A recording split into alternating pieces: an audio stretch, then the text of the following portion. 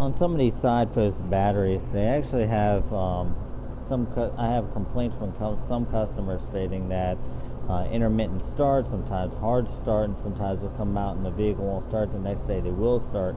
I see a lot of times on these side post battery is when you take the cable off, you can actually see where some of the rubber started to go ahead and get in between the connections.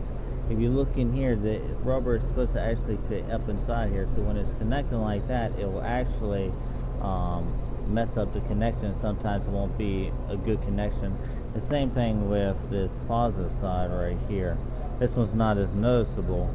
Sometimes they do get pretty bad, and the only thing you really need to do is really come in here and just cut it out.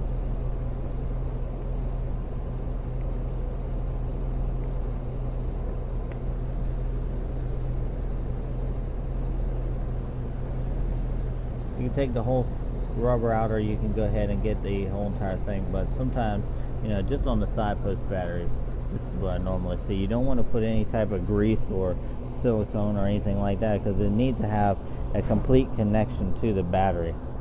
So I hope this is helpful, and thank you for watching.